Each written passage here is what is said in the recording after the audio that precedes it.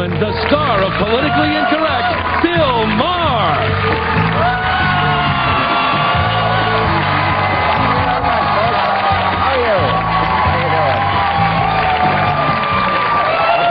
Okay, let's get right. Thank you. All right. Thank you. Let's meet our panel. He dishes the dirt as a columnist for the New York Daily News, Mitchell Fink. Where are you, Mitchell? There you are. Welcome aboard. Thank you for coming. She is the new host of Extra and the star of her own very popular talk show syndicated all over the country, Leeza Gibbons. You're popular with me. How are you? Great, thanks. She's the very funny actress and stand-up comedian who hangs out with Eminem, Kathy Griffin. That is a funny video. How you doing? And a corporate trainer. He was the last man standing nude on the Survivor Island. You all know him. You love him. Richard Hatch is right over here. Richard. Hey, Bill. Good to see you. Nice to meet you. Okay.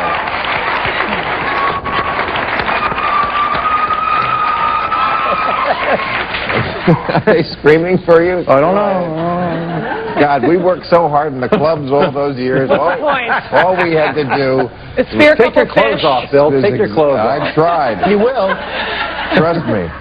Okay, I want to talk about this because the big story in the paper today was the FTC said that basically the Hollywood industry, that's us, we were all at the Emmys last night, I saw you there, we are feeding kids garbage. That's what we do. And about a month ago, New York Times Magazine, New York Times, so you know it was written by a major league, put this out, the backlash against children. And one of the points they made was like every issue now is about children. They said, you know, gun control used to be about reducing crime. Now it's about protecting children. Smoking used to be about lung cancer. Then it was about Joe Camel.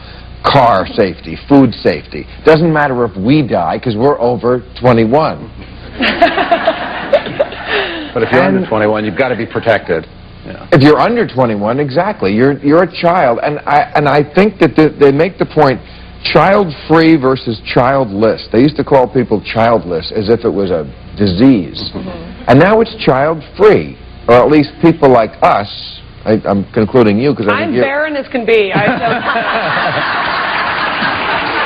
You know, I can't buy anything, you know. Which would be childless, but this would be a child-free environment, I think. Yeah. This is the last child-free environment, I think, in America. We could behave differently, though. What is the problem with protecting kids?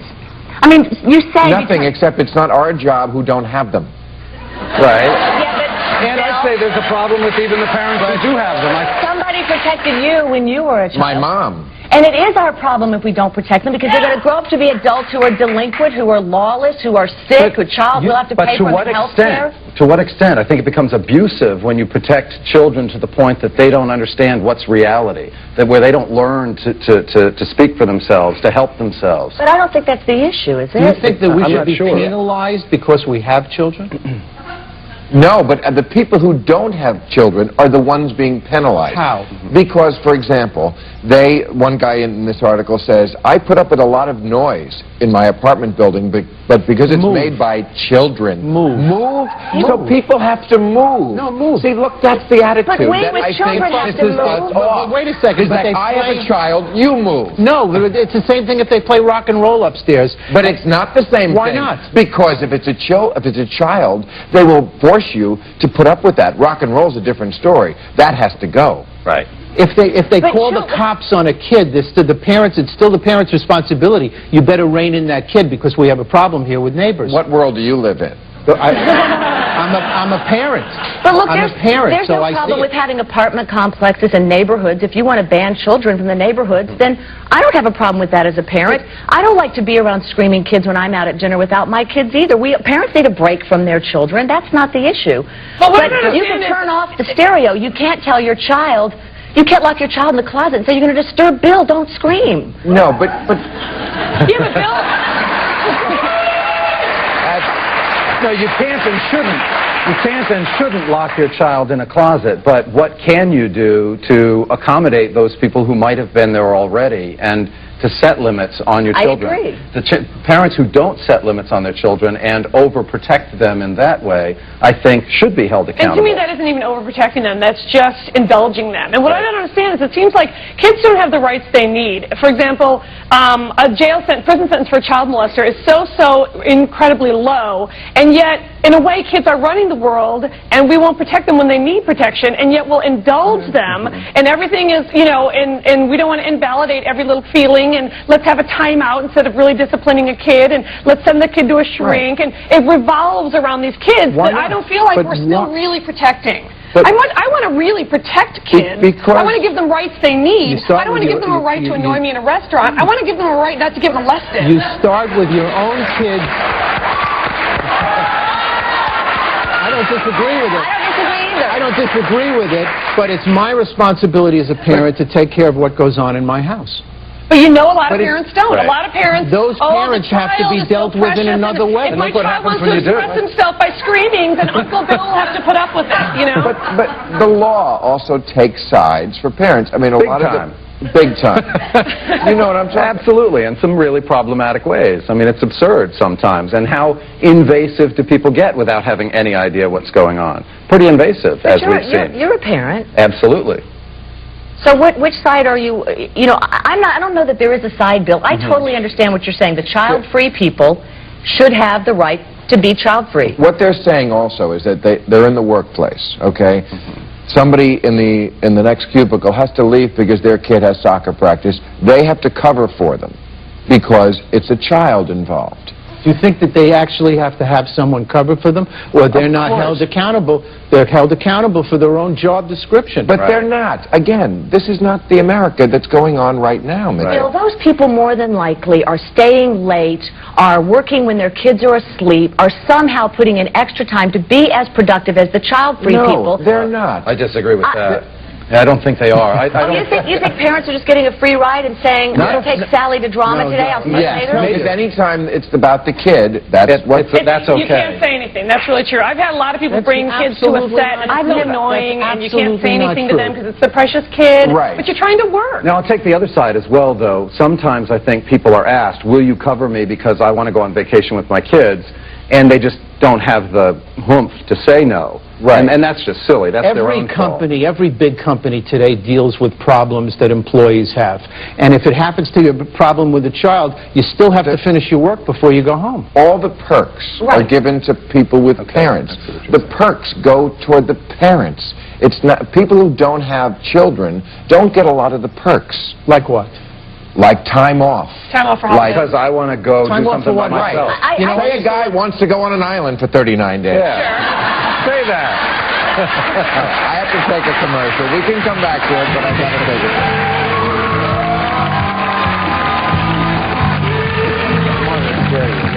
But I know why you're excited today. Al Gore appeared on Oprah. Wow. And not to be outdone today, Jerry Springer invited George Bush on. But he said only on condition that he watch his filthy mouth. Also today, the government agreed to drop almost their entire case against Wen Ho Lee. He is the alleged Los Alamos spy. It turns out the only secret he was actually privy to was what exactly to do with Benoit balls.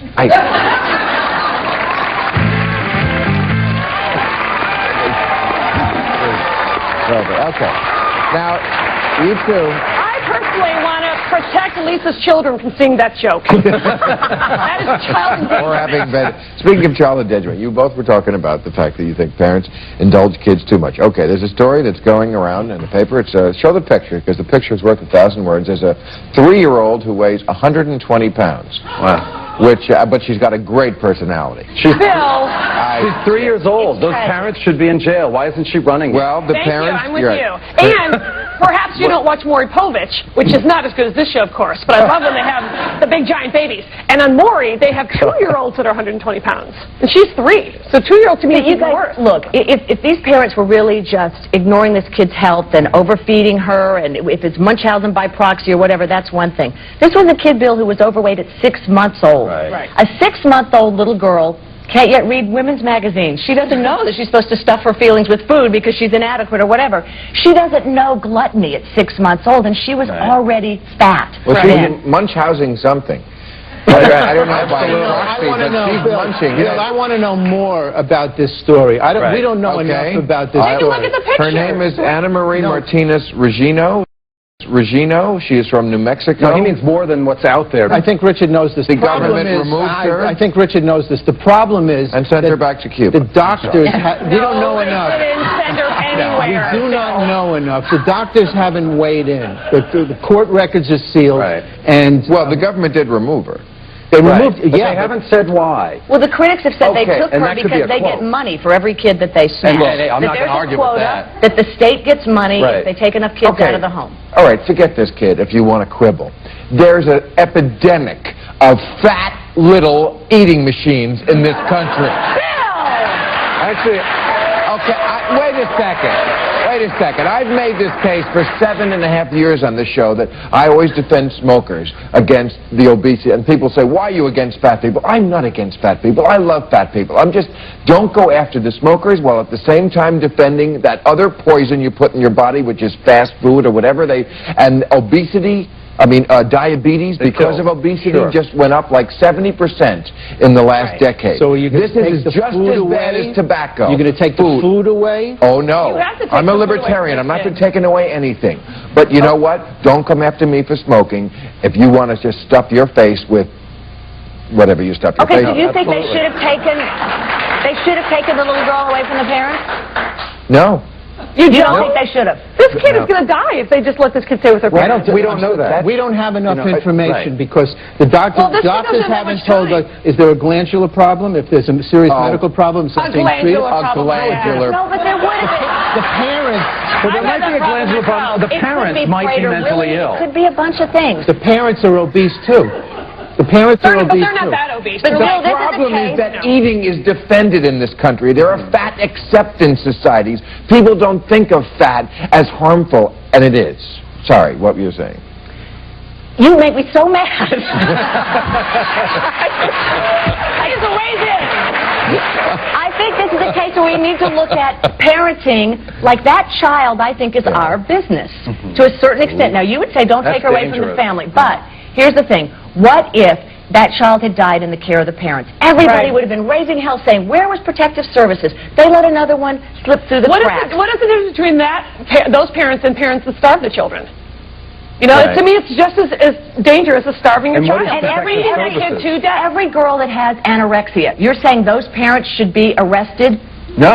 No, he loves those is such a tiny problem compared to obesity. We're all scolding Ally McBeal, and the whole country is eating themselves to death. Anorexia is... All right, we got to give you that one. All right. Again, She's still too thin, Bill. the problem gets People dealt with. should emulate Ally McBeal. No, Bill, take that back. I agree with him. Richard! She's healthy. Vote it off! You vote it off! Healthy. I won, baby. I decide who goes. You're known for being pretty tough with your kid and getting him out running. He had a weight problem. You're a tough parent who, pulled him up, made him run. We have consistent limits, and he was running for a year, and he's great. I love my son. He's a fantastic kid. And learning or teaching him how to be healthy is an important part of what I feel is my responsibility and that's what you do as a parent. Now, Absolutely. maybe these people aren't doing that, but we don't know what they're doing. Exactly. So how do you determine when we should involve ourselves? Exactly. I think. Well, this kid has a kid could die. problems right now. When a kid could die, we can't just protect the rights of that parent and let the kid die, Of course, Bill. a 3-year-old? But that's a slippery slope. I'm sure anyone could go into any home and say, you know what you're doing is not exactly perfect. And you had your kid just play Little League without a chest protector, and 2 kids died. Oh, Bill, there's a difference between a 3-year-old who's stuffing themselves to death, or being stuffed to death how by about the letting parents. children So ride in front seats? You don't believe in seat belts or car seats or helmets or any of it, Bill? Not for adults, no. I agree. No. But for children, do you think? Well, I think it's the parent's job to strap your kid in, put the helmet on. Keep feeding this baby. This goes back to the other segment, because if the parent has to do this and do this and do this, evening it out with a few perks is not the worst thing in the world. I disagree with that. If you choose to have a child, Right.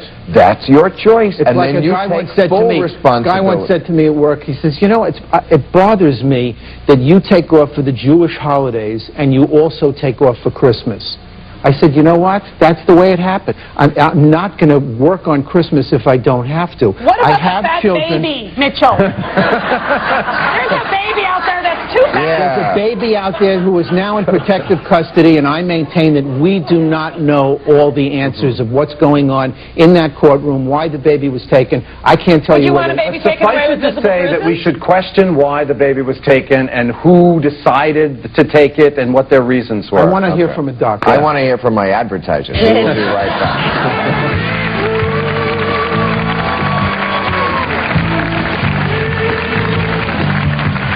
Join us this week on Politically Incorrect when Bill's guests will include Survivor finalist Susan Hawk, Kelly Wigglesworth, and Rudy Bosch, along with Inside Edition's Deborah Norville. All right.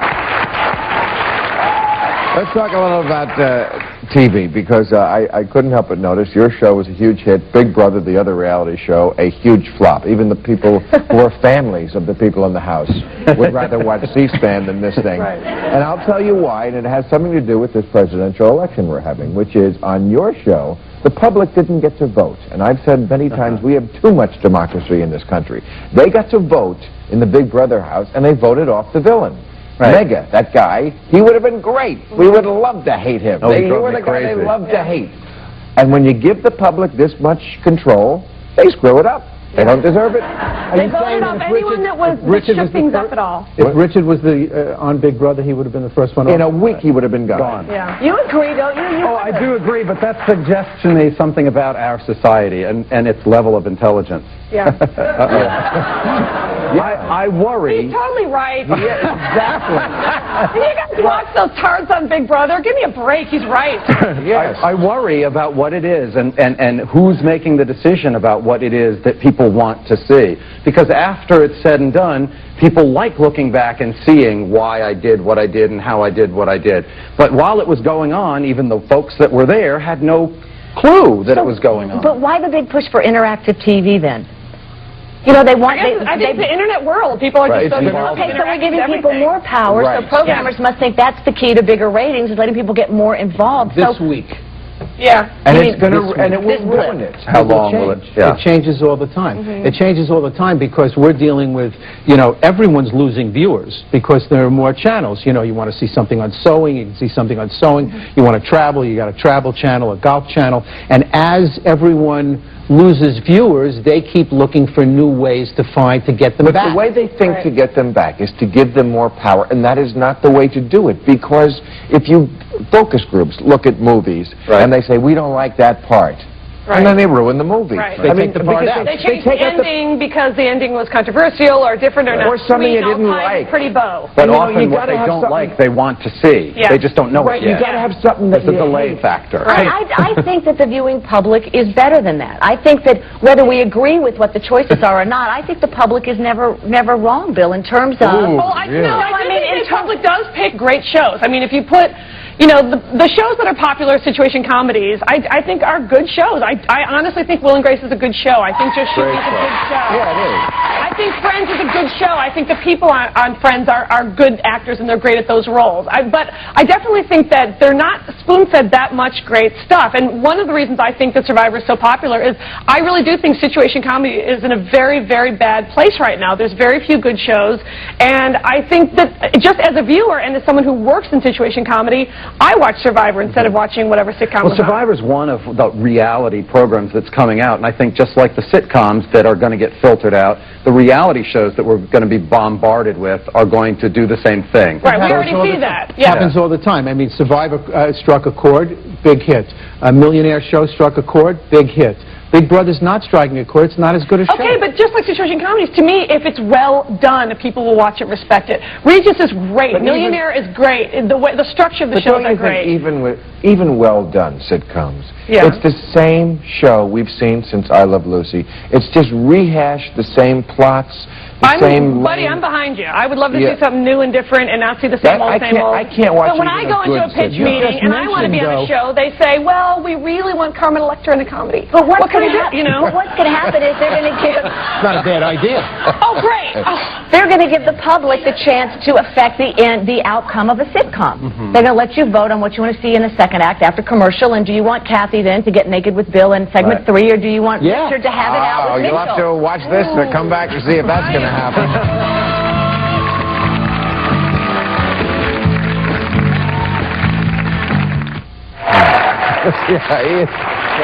All right. Tomorrow we have Daryl Chill Mitchell guide. Your girls, Kelly and Susan from the island, and Tom Likas. Okay, folks. Thank you.